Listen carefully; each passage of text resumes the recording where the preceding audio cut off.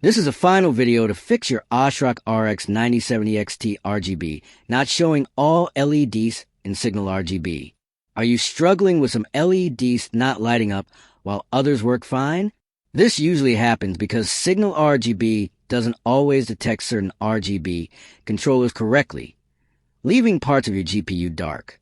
Most guides online are long, confusing, and full of steps that don't work, wasting your time and patience.